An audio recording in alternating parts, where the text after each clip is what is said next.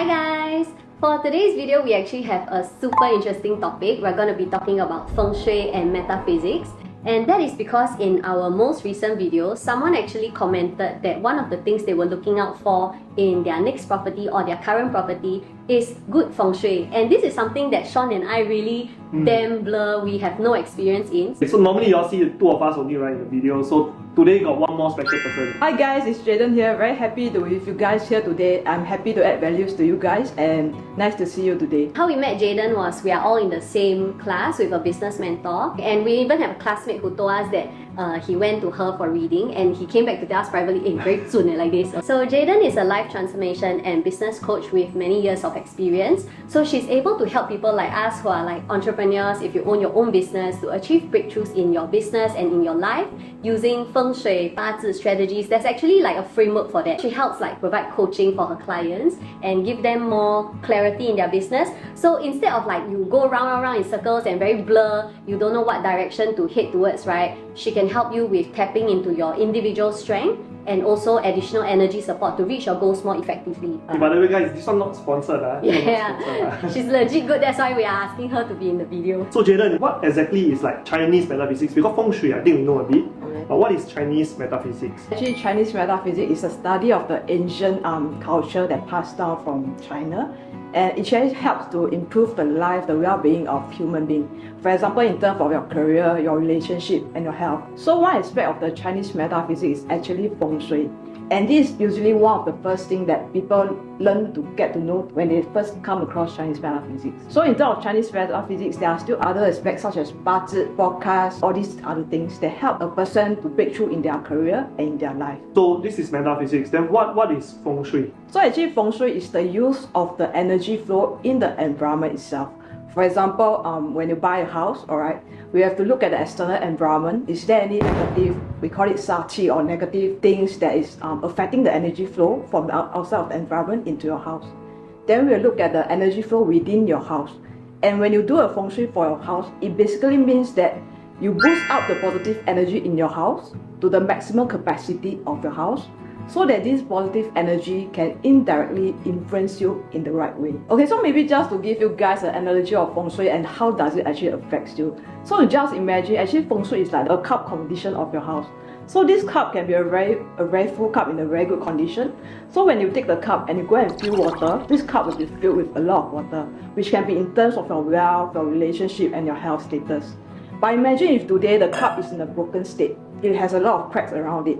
But for example, if the house Feng Shui is a negative situation, and that's when you go to fill water with this broken cup, it just seems that no matter how hard you work, it just seems that you can't keep your wealth or no motivation. So in an analogy that Feng Shui is something like a cup to hold the energy, hold the water in the house, and indirectly, Feng Shui is like a charging station for your house, for your own body energy. And if your house is in the negative, also called the weak Feng Shui, weak energy, that's when every day you are recharged with the negative energy. And even you sleep 8 hours a day, you'll just wake up and feeling tired, all this. But however, if you every day you just, maybe a good Feng Shui house or something, but every day maybe you sleep probably 4 hours.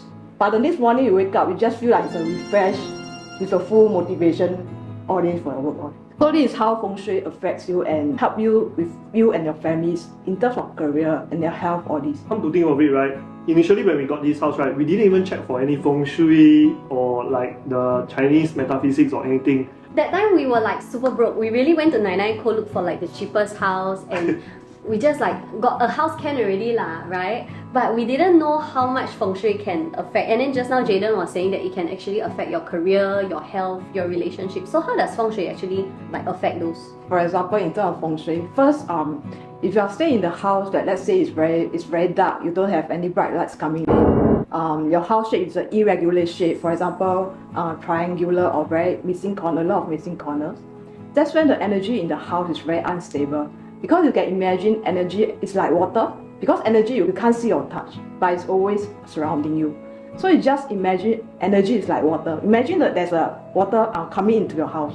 And let's say if your house is irregular shape, and the water will like don't know where to go. So imagine yourself, your body is a source of energy, and every day you are in this house situation where the energy is so-called very unstable inside, and that's why it will cause you to have loss of direction, every day you don't know what to do. Sometimes you want to do that, another day you want to do another thing, and lack of direction, lack of motivation. And sometimes it can really trigger hot temper, like people tend to quarrel very easily in the house, all this.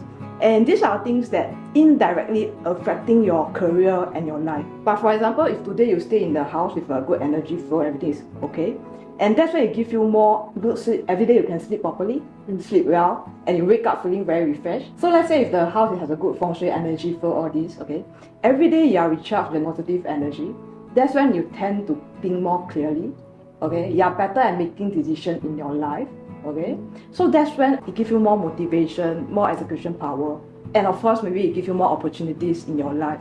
And that's when with your own actions, okay, and it helps you with your career, your wealth building, all this. But having said that, by just doing the Feng Shui itself, and if you don't take any actions, it don't mean that the wealth will come to you automatically.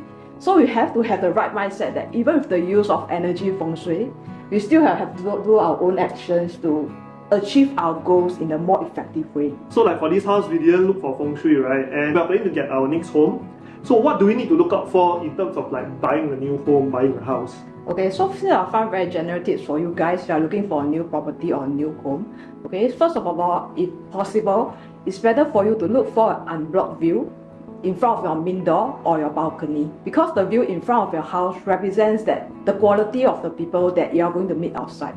So the better the views, all these, the higher the chance that you're going to meet better quality of clients or people in your life. So another tip for you is that try to look for a house that well ventilated, with sunlight and air coming in, so that the air can flow in your house and regenerate the air every day in your house. What if no have balcony then? Okay, so if you don't have a balcony, right, you will look at the main door or the big panel of the windows of your house, because that's one of the way that energy comes into your house, either through windows, balcony, or main door. Yeah. Another tip for you all to look out when you're buying a house is that try to find a house that's come with a regular shape, for example a rectangular or more square shape. Because if you buy something that's a lot of irregular shape, usually the house will have a lot of missing corners in the house, which is not ideal for the flow of energy. What is missing corner? Okay, actually this is a very frequent question that I get from my clients, okay. Actually how you determine whether there is any missing corner in the house is that first, if you are able to get the floor plan of the house, okay, once you get the floor plan of the house, you draw a square border around the house, okay, and that's when you divide the floor plan into 9 grid equally. Means you draw a 3 lines by 3 line 9 grids, okay. And yes, correct. And if you find that there's any square that is less than 1/3 of the space, it means that this sector of the house is considered a missing corner. Oh, then if have, then how? Because you cannot do anything, man. What can you do? Correct. So for in terms of missing corners, there are actually not a lot, or I say there is no remedy to fix this one, because it is the layout of the house. Okay. So when you're buying house, this is one of the things that you should look out for, because in terms of Feng Shui, to be honest, the best Feng Shui, perfect Feng Shui is 100%. But sometimes when we look at a good Feng Shui house, it's really hard to find 100% good Feng Shui. Best we can is find the best Feng Shui that we can in our situation. So in terms of if you buy a house with a missing corner, there's no way for you to fix that missing corner. But what you can do is, if you really buy the house with missing corner, you can boost up other positive energy sector in the house to boost out the positive energy in the house. Or neutralize that Correct. missing corner lah. Yeah, boost, like you level out the positive effect to overall bring out the positive energy in the house. Like if you build partition or like you cover up that place then. Okay, so imagine today your house, okay, you got a missing corner, but the missing corner they see is from the bird view from the sky. Let's say if you stay in the landed property, maybe you can build a partition, okay, you extend out, you fill up, that's okay. That's the remedy to landed property. But let's say if you stay in an apartment or something, okay, you can build a partition somewhere, but let's say here is the missing corner. No matter how you build, right, it's still a missing corner. Oh, okay. How about those people who like currently they own a home, they're not looking to buy a new house, right? How can they enhance like the overall Feng Shui in their house? Okay, so here are some tips for you guys to enhance the existing Feng Shui of your house, the energy flow in your house. Okay, first, declutter your house. Although this sounds very simple, but a lot of time, most people they neglected this part. Because why we need to declutter is because when the house is cluttered, you actually block the airflow in the house. So even if your house got all the original wealth energy in the house, but you have a lot of rubbish, a lot of things in your house, you'll just block the airflow and you guys can't really benefit from the energy. So the other second things that you can do is keep your house neat and tidy, okay, that's for sure. And Clean up. so for the third thing in your house is that, because in terms of Feng Shui, there's this time aspects where you call that at different period of the time, right, the energy in your house change. And just to share with you guys, currently we are in the last year of this period called period 8. Okay, this is a bit technical, but just to explain in a very short way. Okay, so what it means for you is that in terms of Feng Shui, right, maybe your house Feng Shui is good for the last 20 years, but coming to the new period, we call it period 9, the house energy may not be as good anymore. Okay, but it also can mean that in the last 20 years, your house has a very weak Feng Shui. But coming to period 9, which is starting next year, your house Feng Shui may be prosperous again. Like, does this change every year? Okay, so this period thing, right, usually one period lasts for around 20 years. So it's quite I would call it mid-term energy cycle. Okay. Why now is very important, because now is we are starting period 9 in 2024, which is like a couple of months more. So if you guys looking for Feng Shui or you want to boost up the house of Feng Shui to tap into the period 9 prosperous energy, one of the things that you can do is that the south sector of your house is quite important in period 9. What you can do is draw a floor plan of your house, locate where is the south sector, okay? Then for this south sector, try to declutter it, okay? If you can, spend your time doing your work over there to absorb the good energy for period 9. You mean starting now or starting next year? Actually, in terms of energy, we can't really like cut off like you come on the first or whatever date, right? So actually for period 9, the energy has started to come in already. So you all can start to use this period 9. Soft, guys. Soft. Work there, study there, Declutter a bit. declutter there, cook there. So eat really healthy. So another tips for you for the existing house is make sure that your bed or your study desk, okay, the place that you sleep or sit under, okay, above you don't have any beams, ceiling beams or edge cutting into you, because that will affect the energy flow in you. For the health aspects, right, look at the stove in your house. If you can, right, make sure there is no edge of the wall or there is no beam cutting into the stove. If not, this will usually affect the health situation of the occupants, especially the female, likely to experience it more. Can I ask a question? What if you don't have like fire stove, your one is electric, like induction? Okay, that will apply as well. Oh. Because nowadays a lot of people, they don't really use the traditional stove, they use the induction cooker or this. Okay, so for this you can look at your induction cooker and look out for is there any beams or edge. If there's anything that cutting into your induction cooker, see whether can you try to shift the place. Even false ceiling also consider edge lah. Yes. Just like looking around our house now, like, oh my god. Okay, the beam, right? Hood, kitchen hood. Oh, that kitchen hood is okay. Oh, kitchen hood. Okay. Like when buying a house, right? Then imagine you buy a house already, you want to do your renovation, and then like example we engage you and look for the Feng Shui, right? What is the step to do? Should we like liaise you together with the ID to settle all this or what? This one is a very frequent questions that I always get also, okay? So let's say if you are buying a new home and you intend to do some renovation, okay?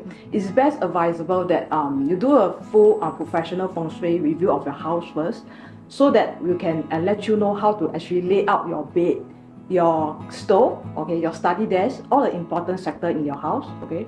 So once we got all this drawn up for you, okay, in terms of Feng Shui, that's when you bring this recommendation to your ID, and your ID can work out all the design for you, okay. So once your design with your ID is firm out, you can just send that design back for us to review all this. And once we see that everything is fine, then you can go ahead and start your ID renovation. Because the thing that the sequence is something reverse. For example, you do your ID first, then you come for Feng Shui. Yeah. Sometimes a lot of things is fixed already. Cannot change You already. cannot change already. And there's some limitations to how we can boost up the energy. Like our house, what? Does this mean that the same Feng Shui works for everybody? Not really, because Feng Shui will look at several factors that whether to determine whether a Feng Shui is how's the energy in the Feng Shui. So those tips that I shared just now is more of a general tips for you guys. But let's say if you want something that's more tailor-made to yourself or tailor-made to the house that you have, that's when it's good for you to go for a professional Feng Shui review for your house, because that's when we will look at the direction of your building, we will look at the occupant's date of birth, okay, for us to calculate the in-depth calculation of the Feng Shui analysis for your house. And that is so-called a tailor-made solution for you. because Feng Shui is not the same for everyone. Because it depends on your goals that you want in your life also. Because some people, they might want to build their careers, their wealth. But some people, they might want to spend more focus on their relationship, on their health. So there's no one size fits all solution for Feng Shui. So if your guys are really keen in this, it's probably good that you can look for someone that you can trust with your Feng Shui review of the house. Yeah. Look for Jaden. I think this is the first time we hear about all these Feng Shui, Chinese metaphysics things. Never hear before this, right? Yeah, we learn a lot of new tips.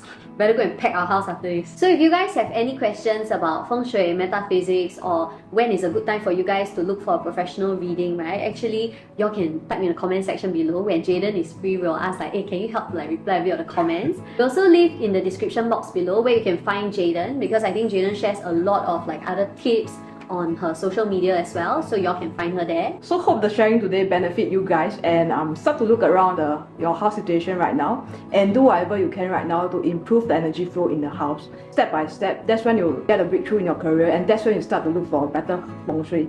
So it's really a progressive thing to do, and try not to rush everything together and do it at your comfort pace. So happy to share with you guys today, and probably will see you soon again. Thank you so much, Jaden, for being in our video. We really appreciate it. We learned a lot, and we hope that you guys enjoyed today's video, and we'll see you guys next time. Bye-bye! I got one more question. I see always people when they got their new home, right, empty house, they go and roll the pineapple online, right? Does it have to do with Feng Shui or Chinese metaphysics or I don't know. Okay, so this rolling of the pineapple into the house actually is a Chinese culture thing. So it's not really a Feng Shui type of activities that we do. So it's more like a culture things that we roll the pineapple in to get a good wealth, good start of the house, everything. Yeah. So actually it's not really relating to Feng Shui.